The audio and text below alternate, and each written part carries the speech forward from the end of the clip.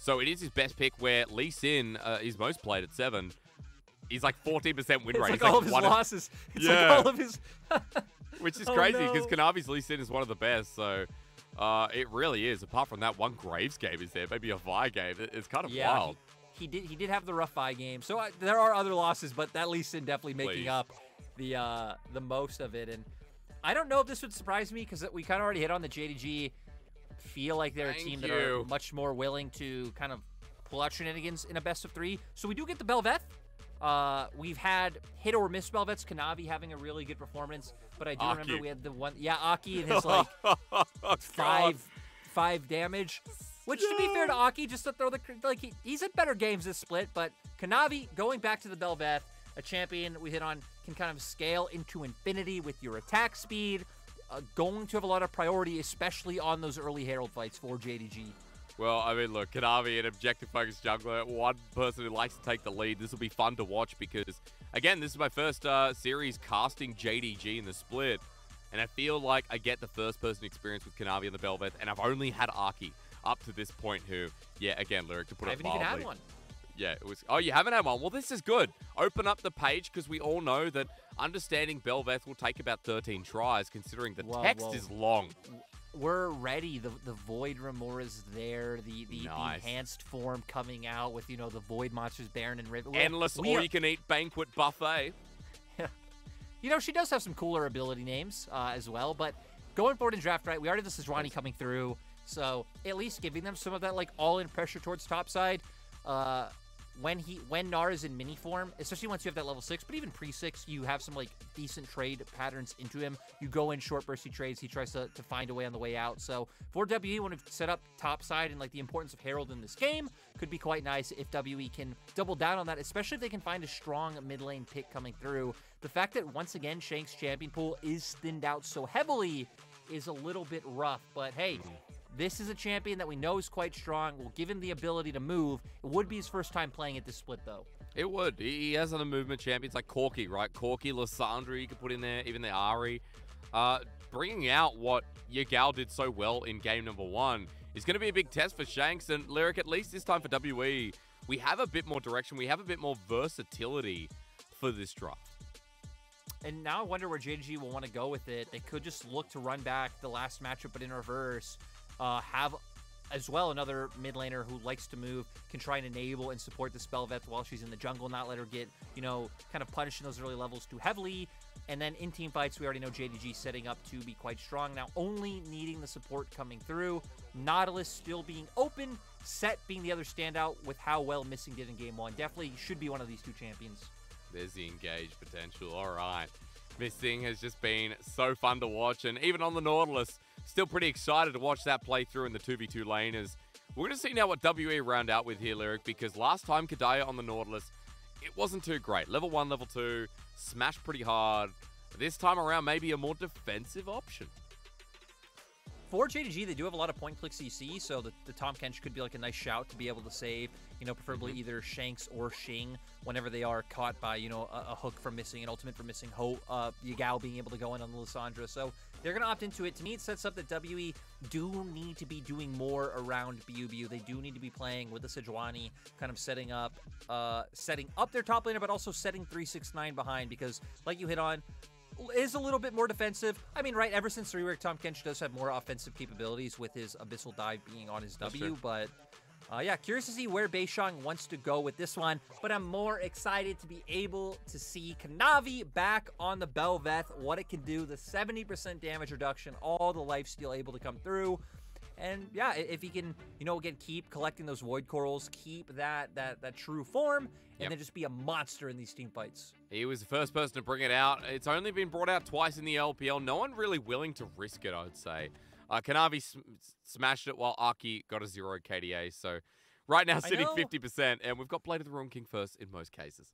I know most teams that I've talked to, like people I know around LPL teams, have said that like they just feel in a competitive game, it is like very hard to be able to fit in, because this is a pick that can warp the game to be around her. I also feel like, right, not the strongest early ganking champion coming out when we saw in Game 1. We still do have a lot of fast games here in the LPL, but it is nice that we do have some players who are willing to play it. I wouldn't be surprised if we do start to see more teams pick it up as you know, it is out for longer. But JDG already showing us that they are one of the teams comfortable doing so. And when you say a pick that needs to be played around, or rather teams would like to, I mean, that's Kanavi in a nutshell.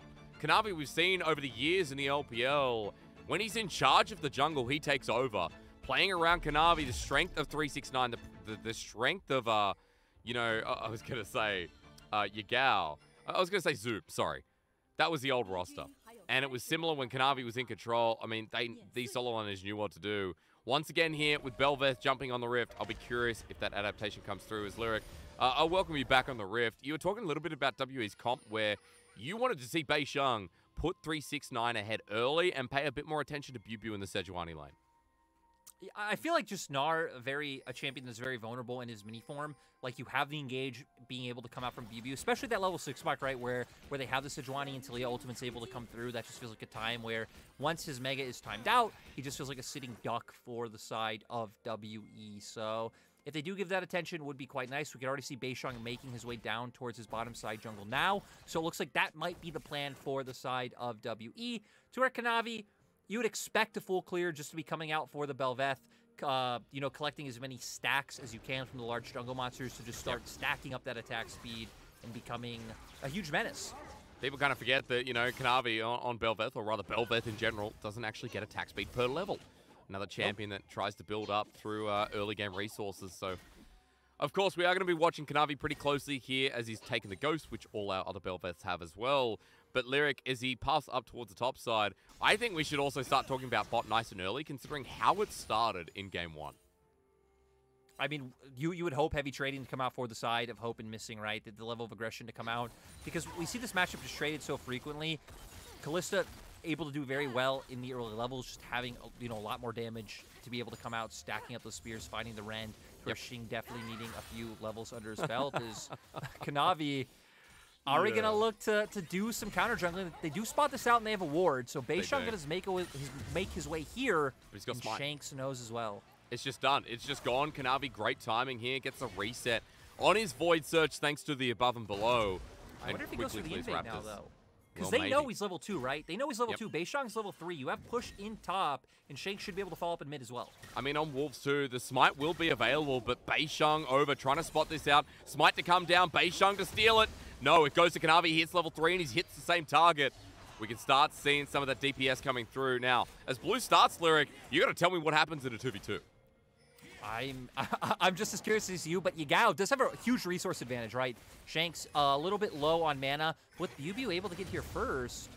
369's wrapping around, though. Good little dodge away with the Void Surge, and the AoE from Yagao's good, but Kanavi taking half his HP. Beishang flashing on top as he sits in place and starts DPSing. Kanavi won't get first blood. It goes over to Yagao, but it is a 1-for-1 while Beishang is getting Reset City. He now gets to play BelVeth on the stage, picks up a double, setting up for the triple.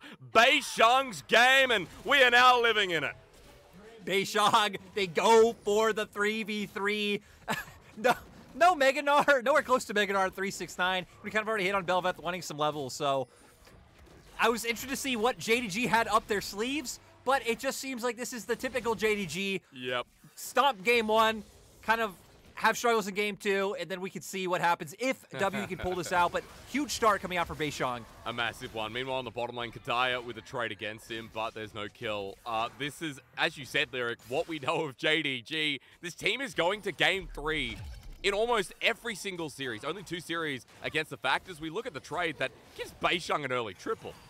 Yeah, we see it starts off, he dodges out on the W, and then knock-up comes out from Kanavi. You're chaining it in with Yagao going in, some good lockdown to fall through, but it just feels like the damage coming out from WE, much more susceptible this time. Shanks was able to get a good amount down with his AoE, and then even BiuBiu able to go in with the Q and the W to where 369, you're trading autos. Once one member goes down, it sets up for the resets to come out for Beishang and keep hammering home. Is now Caulfield's Warhammer and Sheen already in inventory. I just love that, back to JDG, we're talking about this team, you know, maybe playing a little bit slower with the BelVeth. He's still trying to dive. It's a level 3 BelVeth, and Kanavi setting up with Yagao. Look at him now! Look at him right now, where he's on the minimap. Going for a he's gank in ganking. mid. Good seismic shove. It's cleansed away, actually. And Yagao doesn't walk on it. Now Kanavi gets a reset, sits in place with the Royal Maelstrom. And that gank was a bit royal here from Kanavi's jungle. I guess Shanks was not expecting that to come through after that skirmish was so tragic for the side of JDG, thinking like, hey, Kanavi probably is going to just go back to farming his camps, finds the damage. Of course, just having multiple dashes with that Q, coming in huge, then the E. Even manages to steal the chickens as well. So JDG getting a lot of value off of that gank in mid. But let's be real, we still have to be worried about Beishang, right? You called out his items before we started seeing the gank. And Beishang is still ahead in a massive way, like 37 CS, actually 41 now, too shortly 26, 27. So even though WE are even in gold, even though JDG, I should say, are even, we still have to worry about what this Viego would do with a very early Divine Lissandra and Beishang, who we know can be a carry force in the early game for WE as to how they can start taking pace. Now, we'll talk about the bot side trade here as Double Gravitum comes through from Xing, but the trade ends there. And Lyric, I'll take you right back. That jungle is still a concern, and WE are still the ones who I feel like should be commanding a lead. And he's doing what we highlighted earlier, playing more around his top side, but with the lead he found, with the fact that BelVeth is very susceptible to... Oh, it got smited, and now Beishang is level 6, having that ulti available. So now a lot of power going to come through, but Speaking of, on bot side, just keeps coming through. Well, Mega Gnar's going to go on the top side, but not in time. Beishang denies it. Kill number 4, Lyric, and yeah, with the stolen Gromp, with the kill, 4-0, 50 CS. This is a nightmare if you're Kanavi right now. Oh, Beishang gets locked down? I just said it's a nightmare. Am I wrong? I might be wrong. Kanavi gets a shutdown. Beishang dying. What happened, Lyric? He's 4-1, and that shutdown goal means that Kanavi has so much in his bank as BiuBiu's trying to run away, but the knockup again, above and below, and there you go. Kanavi with 3 of his own on the BelVeth, showing that it is now, apparently, an early game jungler. He's a bounty now, out of nowhere, out of Kanavi. You know, again, getting invaded, they lose a skirmish, losing his camps. Now it has a bounty. Beishang not expecting the damage coming through from Yagao.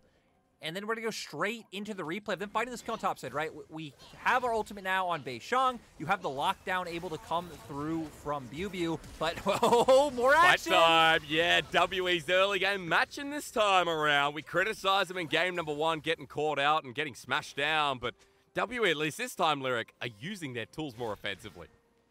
They definitely are, right? Feels like WE are at least looking for windows, playing off the fact that they have an advantage. They aren't shying away or being sort of like, hey, we got 3 kills early. Okay, now we chill out. We go back to farming. Like, no, you can see they're playing around things like Weaver's Wall, like we're seeing at the bottom of our screen, able to come through. Beautiful knock-up coming out with Kedaya. Like we said, Kedaya has been playing in the LDL for the past few weeks, now being brought back up today. And at least really nice gank setup coming through with the Tahm Kench. A much better setup and much better game number 2 here for WE. We have to remember that the JDG have been keeping pace in gold, but we also know that they have a small lead because Kanavi now with a bounty has gotten back into this game in a game we didn't think was possible, Lyric. And as Herald spawns, he's sitting on a Warden. I'm kind of concerned at this one playing out, and I don't know who to expect. No, but you look at the minimap, WE's members are going to be able to get here first. Okay. Still quite a bit of distance for JDG's Oh, he's got it. Beishang takes it. Glacial Prison, though, on top of Kanavi. Seismic Shove, zoning him out. He's sitting in the middle of 5 members. I thought it was only 4, but there's even more. Yagao, now with a 3-man Glacial Prison himself, but the ulti from 369, can it bring it back? 369's dead, so I'm going to slap down the no. WE with 5 alive, and the Herald in their back pocket. Yagao trying to poke them in off the back end, but WE survive, and they smack down JDG once again. WE just punishing JDG. They see Kanavi on Herald. They rotate their bot lane up first. And even Beishang, nice smite, right? Because they secured the smite before they'd even taken down JDG's jungler. Just overall nice play coming out. Do lose a plate mid, but overall, I guess nice consolation prize in considering what everything WE picked up off that play. Okay, well, I want to go through this again because it's so funny that JDG just want to contest everything in the kitchen sink. We see there, right? Looks like Kanavi did smite just a bit too early with Beishang able to pick it up. Kedaya goes in, finds the knockup, Heartbreaker chain in. And as BelVeth, right, you're not a tanky champion. All of your ability to survive comes off when your E is being channeled. When it is not, you are very squishy. JDG, they try to bring it back with 369, finding a nice, looked like 3-4-man Gnar ultimate to come through. but still just not having the damage to be able to follow up. Thank God Kedaya picked up the Herald. That was about 15 seconds sitting there. It would have been a shame for WE because they are still only just ahead in gold at this point. You know, gold is still even. That's my concern here, Lyric. Beishang has his first item, but so does Kanavi here with the Blade of the Ruined King. As Dragon gets picked up, it is going to be a later game with that first objective going down at 10 minutes, with that Herald going down as well shortly before. I don't know what to say about this game, and I feel like you need to help me a little bit with how this is going to progress. I mean, for WE, right, now that we have the Weaver's Wall open, it really feels like we can start looking to punish side lanes. And with BiuBiu's ult about to come back up and Dragon still being so far out, it feels like you could look to make a play on top side while Beishang's clearing his camps towards the center of the map. You know, you look for that kill. 369 doesn't have flash, and then maybe pivot down towards the bot side, enabling your bot lane while they have this Rift Herald.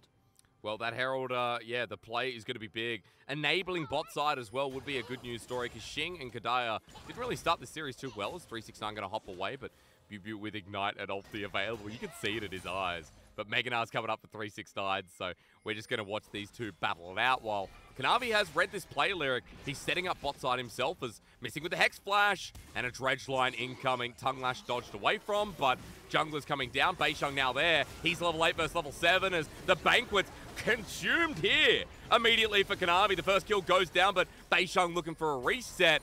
While you have, look at the arrow here. Look at that click. Okay, take it. There you go. And now it's all you can eat. And for WE, I mean, you knew that play was coming. You had the ward. You were trying to bait it and set it up, but it feels like it was just a little bit mistimed with how early WE's bot lane are going in. You should feel comfortable in taking the fights. They actually come right back around. Okay. Oh, the Gravitum sticks. Yeah, Hope's dead. Hope is dead. There's no point burning any summoners, and that's a good kill going over to Shanks as well. Good old JDG, Lyric. We know exactly what to expect. 14 kills in 12 minutes, and it looks like it might be some more. He got Scuttle. Kanavi got Scuttle. Will he die for it? Well, Kedaya, there's a knock-up brewing, but Yagao with a heal, thanks to the Unsealed Spellbook, will give Kanavi a bit of leverage. So he survives, all in the name of catching up on that CS. Yeah, and we did see he was at about 28 stacks after taking the Scuttle. So, you know, making a decent bit of attack speed up. Attack speed, the amount you get does scale is 369. Well, BiuBiu doesn't have a flash, remember. This Sejuani with Ignite not going to help her in this situation. As 369 needs one more to connect, but the Glacial Prison slows him down. Meanwhile, mid, Herald is dropped down. Action continues to unfold. And JDG losing some more plates, while 369 is going to stop this back too. I mean, BiuBiu sticking around. All he needs is a couple more autos, but a good Wraith, a good Wrath, what's it called? A Flail. There we go. Abilities falling out of the mouth. BiuBiu lucky to survive, and I'm just kind of gearing up for more action to come through. Surprised it doesn't. I do want to say I feel like it was a missed opportunity by JDG to not punish top lane, just for the fact that 369 didn't have that flash. And the reason why 369 has been able to play so aggressively this whole time is you look at that control ward in topside river. JDG have had that since the like following the fight around Herald. So he has that. He has his ward in Tri-Brush. He knows he's going to be unscathed, just pushing up and bullying BiuBiu with his auto attacks. It's nice to see 369 doing 369 things, right? Like, still has been a core for this team. I think when we started the split, we're a little concerned that they would look like they did at the start of spring, but JDG have really ramped up, and I feel like 369 is part of the reason to thank. This guy is a great laner, but also a great team fighter. One of the most versatile top laners in the LPL. In my mind, 369 has been a top 2 top laner this split with Wayward. Obviously now we have people like Summit coming in, and like you know, we're gonna see how FPX does with him going forward when they face harder competition. Like other people like the Shy, Rich, they've had good performances, but I feel like 369 has just consistently been solid in the LPL and carried games. He has a pentakill on GP this split. He has a second unofficial pentakill on GP this split. So 369 really just has been a standout. But both teams gearing up on both sides of the map. Dredge line in the nick of time here for missing. Doesn't connect, but look in the 2v2. Xing starts pulling out the shurikens, and JDG giving the space that he deserves. Meanwhile, WE, they're playing towards the top side, stealing Kanavi's jungle a little bit further. Beishang maintaining that 20 CS lead, and that jungle supremacy that he started off this second game with. Yeah, good read in terms of just being able to steal away these camps and again, not let Kanavi get those stacks, but TP's coming through. Okay, well, nothing happens, but maybe in the mid lane it does. Shanks caught out, has to flash. Beishang can't recover that play. And the TP that brings all 5 members underneath this mid lane turret would at least break it down, as Yagao almost dies in the process. So for JDG, they get the first turret blood here. 15 minutes just about into the game.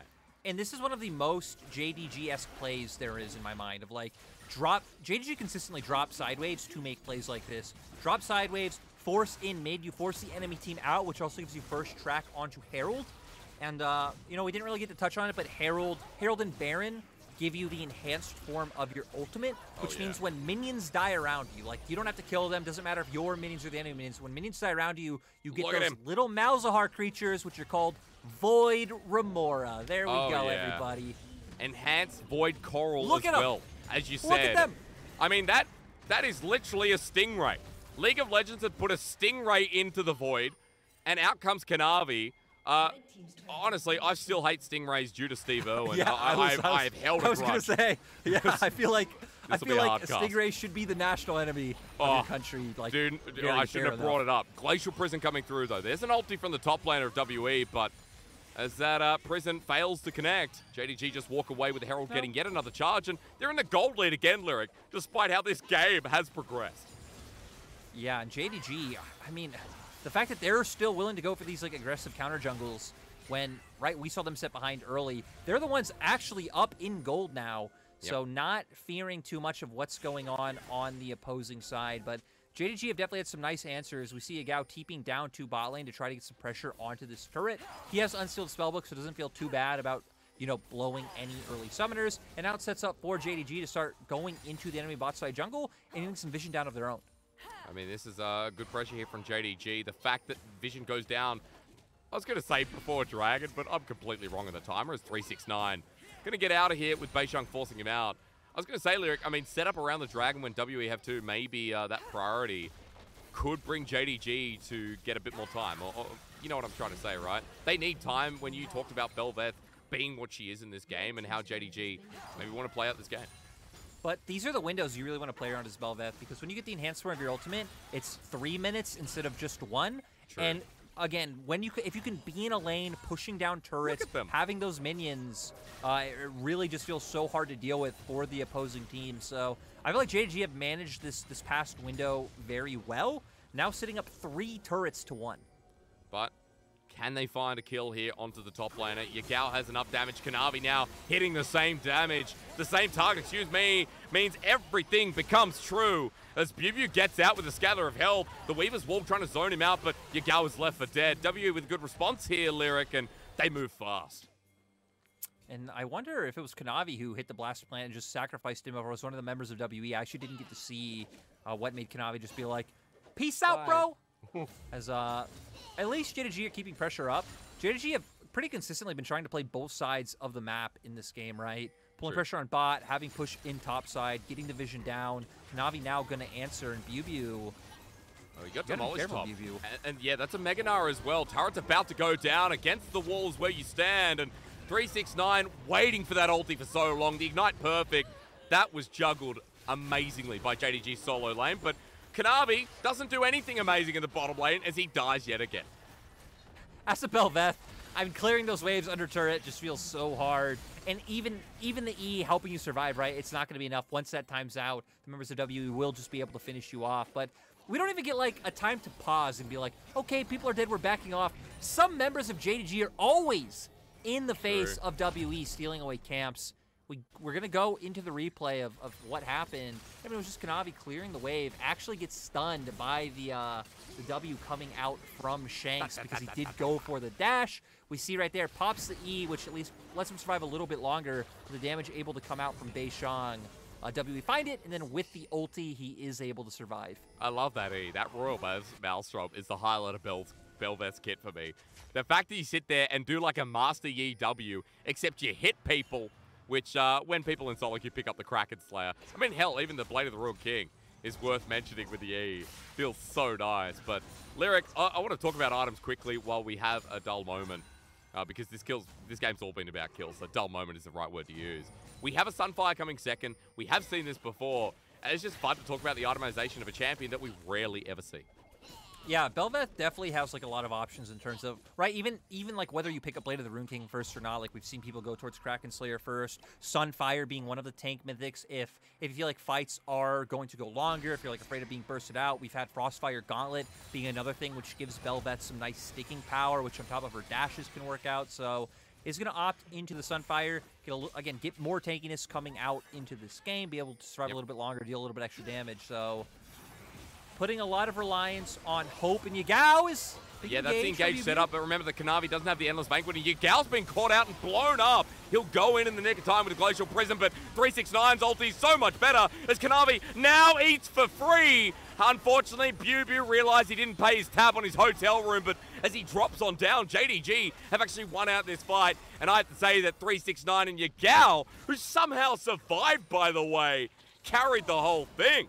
JDG's solo laners have just been on point this split. Like you said, 369 with ulti, Yagao going in. It secures JDG their first dragon of the game, and they're just going to keep looking to push into enemy territory and try and get some pressure on this bot lane inner turret.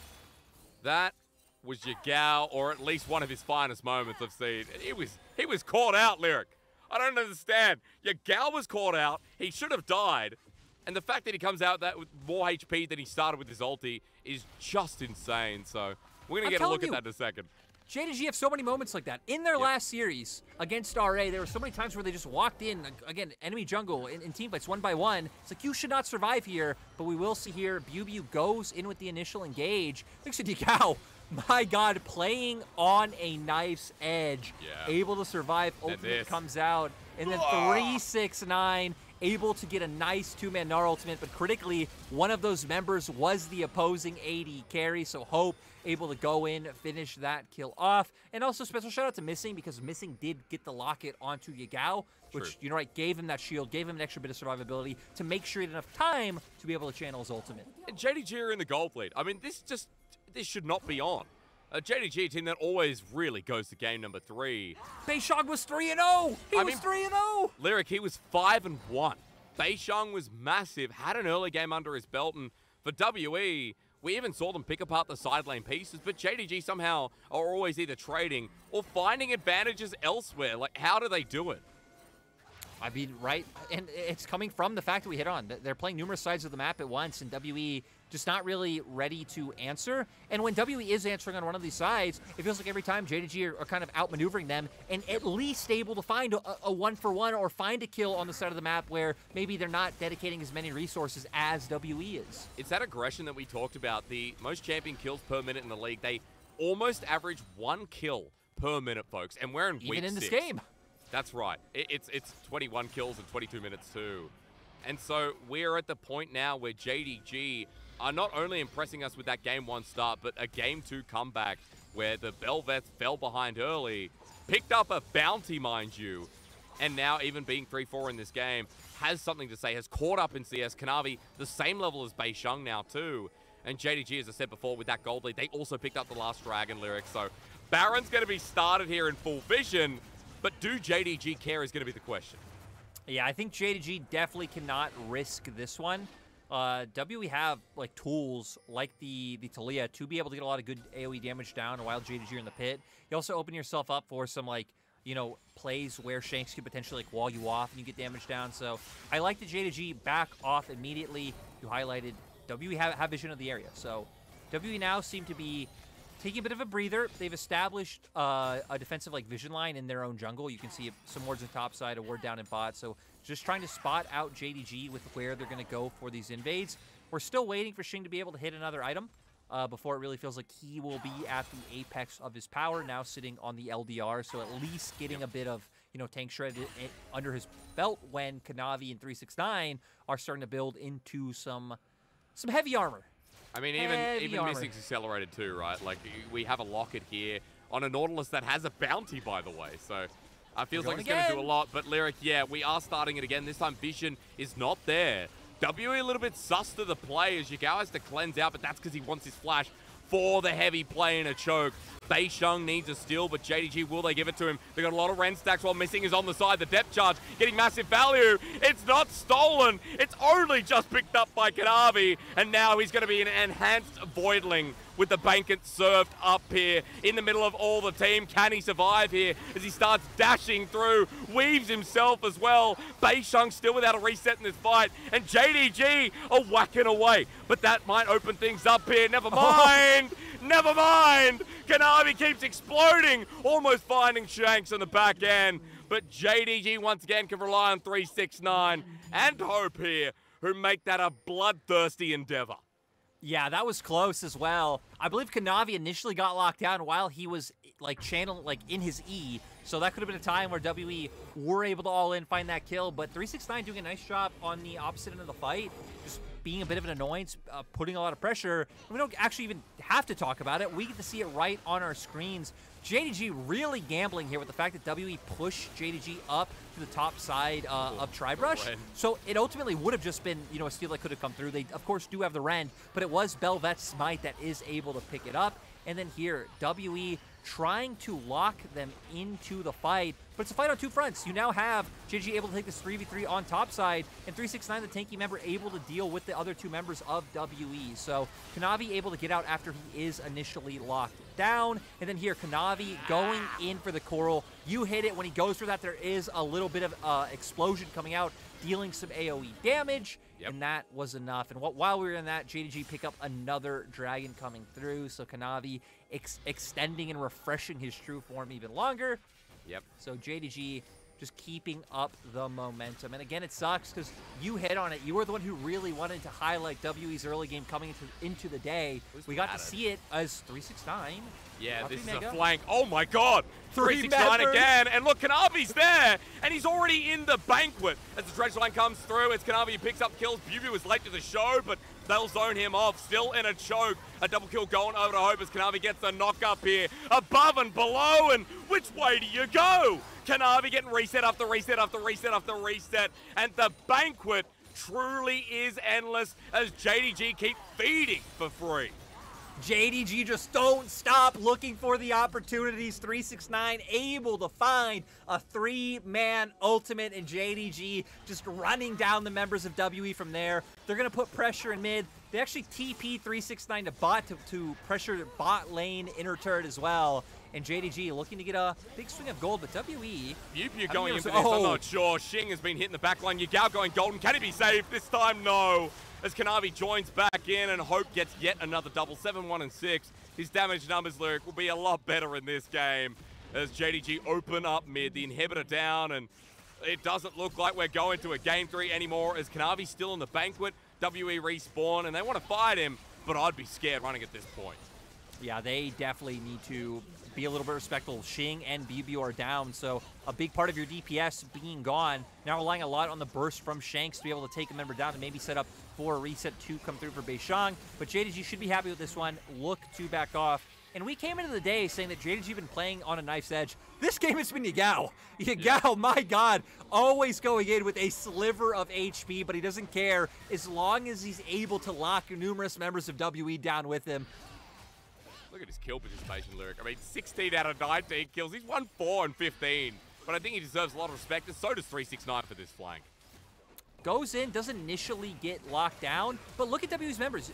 They have nowhere to go. Xing tries to throw out the Moonlight Vigil, but still 3 members thrown in. Kedaya tries his best to save him by devouring him, but they find the initial kill, and JDG know, hey, this is where we can keep going forward. Kanavi, like you said, just continuously refreshing that ultimate, able to dash over the walls and just charge the members of WE down. I always love when you see, above and below the W, you get the knock up and you refresh Void Surge in the direction you're going. So, Lyric, you can dash forward, press W, dash in the same direction again. And Endless Banquet also has a dash built into it. So, right now, Kanavi is the dash queen, as now with 3 items too, with the Force of Nature. We ain't getting any more damage items for now. Kanavi is a bit of a fridge.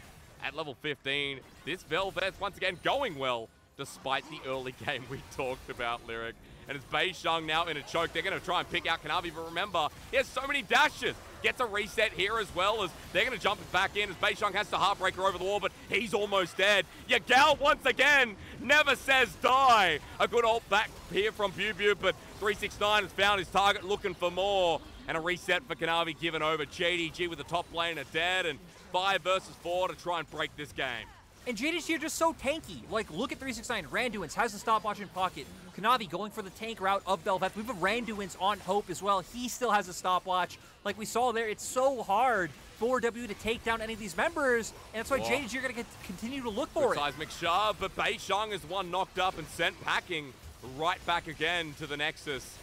And as he heals up, JDG makes sure this jungler doesn't get to play. The most strong member of WE we saw now can't do a thing here with a 12k gold disadvantage and the game almost ending before our eyes. Lyric, this is an outlier because it looks like JDG are going to 2-0 for once in their life. Yeah, it is a bit of a different turn. JDG looked prime and ready to follow script. Like, this was a game where you came in and you actually believed Yagao. Like, yeah, we actually like going to 3 games. More practice, more, I guess, quote-unquote, stage time coming through. And, no, actually bringing it back and now going to look for the Baron once again. With item, Shanks feels like the big member. I don't know if Xing maybe just picked up his IE. He was sitting on the components of it. That at least will give you a little more punching power because they need it to be able to catch JDG. Seismic shove comes through, but onto the Baron. They're not. 369. Again, all he does is roll 9s here in this series and in this split. This top lane is smashing through, and we want to talk about BelVeth, but all we can do is talk about this huge Chad running amok in the top lane. Both 369 and Yagao constantly getting in the faces of WE, locking them down. And there they go, Hysterics. They're finding it. They are on this game that shouldn't have been a win for JDG. The comeback is real, and JDG stay near the top here. And look at that. I mean, they froze. They're not even expecting this game to be a win. For JDG, this is only their 3rd series that does end with 2 games. It is their 3rd 3-0 coming through. So, yeah, nice to see from them. Being able to pull this momentum forward. That was one of our question marks for JDG coming into the day, right? It was like, we know JDG are a good team. We know JDG are a top team at that. It's can they just look to be able to win these games consistently. This game was still rough. There was some trial and tribulations in there against WE, a team that hasn't picked up any wins. So you would think a team in the standing of 8-1 shouldn't struggle. But I think it shows just a lot of, I don't even know the word. A lot of pizzazz, mojo, whatever you want for them to be able to come back from, such a horrid start, because it's very easy as a team, I think, to practice and, like, closing out a game, playing out the map, like, winning when you're ahead or when a game's even. I think it's much harder to be able to execute on those conditions and do that when you are set behind. So, just props to JDG, and you hit on it well, right? It felt like the soul laners were really doing a ton. W made it a little bit easier in terms of that. It felt like they were always clumped up as, like, a 3 to 5 man unit. But still, Yagao and 369 were always able to find those opportunities. I just love that, now finally, I've now casted JDG. I've watched from the sidelines. You've seen it. You've seen it. You've got to experience it. Dude, casting it first person is so much different from watching it. This team is so much fun. And yeah, but they might go to game 3 a lot, but JDG always get over the line. This time around, I mean, Kanavi wasn't a missing ping. It feels like BelVeth is still not in the system, but the comeback was real, Lyric. More importantly, 369 and Yagao, as you said, put on a clinic here. In both games 1 and game 2, I don't know what more you can expect from JDG because they're playing like a world's possessed team with these drafts that are so unpredictable too. And right, I mean, now JDG are going to be at 9 wins. You kind of hit on it. Like, it's really, I mean, there'd have to be some kind of crazy situation to not make playoffs at 9 wins. Since we've been in the LPL, teams at 9 wins have always made it. So for JDG, the big thing I'm going to be looking at is keeping up this momentum going into playoffs. We've kind of already hit in terms of their champion pools, right? They have a lot of champion diversity, being willing to bring out things like we saw with the set top, like with the BelVeth jungle. They brought out the set in this series as well, but also not relying a lot on meta picks, like not the Wukong, the Renata, these types of champions, which they haven't really leaned towards. How will that do for them in best of 5s? And then can JDG keep it together? because JDG have been one of those teams that I felt like in the higher pressure scenarios haven't been able to keep the form they've had in regular seasons. So hopefully JDG can, because again, they are just so exciting to watch. For WE, I mean, now you're at a point where you are very much relying on not only being able to come back into some like crazy ungodly form that no one has seen to be able to, you know, make a run, but you're also going to be relying a lot on other teams to consistently lose. So definitely a rough position to be in for WE. Yeah. They did promote 2 members, so like you said, maybe they could be like at least building people up, looking towards the future, but not a position you'd want to be in nonetheless. No, you for WE right now think, well, this team, we know deep inside this team's not making playoffs, right? Is it still possible? Yes. But are WE making playoffs? You know, guys, keep it on the lowdown. Don't tell anyone I said this, guys. I believe in miracles. I don't. I think, guys, WE's not making it. Guys, I'm sorry. WE's not. Hey, tell your mother, tell your father, tell your whole family, right? Keep it within the family, though. Don't share the secret outside because they won't like it. They won't. The people out there won't like it. But 0 and 8, come on. They're not making it, folks. That's all I'm going to leave it there. All I'm hearing coming from you is it would set up one of the most impressive comeback stories in League of Legends history. They're not XL. Is it XL? Who was it? Schalke. They're not Schalke. We're gonna leave it at that. One of the most impressive comeback stories in League of Legends history. It's possible. That's all that we care about. All right. But yeah, for JDG, yeah, who do you think gets MVP? Think it goes to Yagao? Think it goes 369? I think it goes to 369. It's 369 or it's Missing again. Missing had such a great game. And we know that, you know, Yagao didn't get the right score lyric. It's rare that someone like Yagao would be able to pick it up when he died 4 times, you know, had less kills than deaths. So we don't like that. We don't like that fun stat. Missing, by the way, props go to Missing for this series. And I've been watching some of his others. He has been on a tear. It is so nice to see, so refreshing, as I said in Game 1, to talk about this guy again. Missing on Nautilus on set. Like, what a great engage piece for JDG. Like you said, he hasn't been relevant since his time on, well, WE. 2019, strong. 2020 especially. Like, he was working with a roster full of, like, younger players or players coming over from different regions like Morgan, where it's like, okay, how's this going to work? And, again, Beishang and Missing were the 2 to pull it together. So, nice for Missing to get you know, a win against his former team, his former teammates. But hopefully for WE in their bot lane, they could keep progressing. They could keep playing around this lane and at least having another tool in their tool belt to be able to utilize. Because even in this game, right, it might not have been snowballed through the bot lane like we saw it was in Game 1, but their bot lane still kept up the aggression. I remember every time the Observer were just panning back down to bot to look for that aggression. I've just been told, though, 369 gets MVP. So honorable mentions, but while we're talking what WE can do, 369 shows us what he can do. 29% damage here on the Gnar top laner. Yeah, he's going into a tank lyric, but those ultimates once again showing us why this guy now sits on top. I'm pretty sure he sits second, equal second in MVPs in the league. I'm so chuffed to see this guy in a position of power once more. I'm so happy because in my mind he was just so heavily criticized on TES when it's like, yeah, he was having a rough time, but I mean, that was at the time when all of TES was having a rough time. Things were not really coming together, and it's just like, I'm of the belief that players don't just like instantly get worse. Like that doesn't happen typically. There are outside factors, right? There are intangibles. There are things going on in the team environment or with draft or in your personal life, whatever it is, that brings down a performance when you're playing so well. Because in my mind, 369 was the most exciting top laner for me to watch in 2020. Like, even to where you had Zoom in my, like being the like mark of stability and like how good you could be and like just being there, the shy being the volatile one.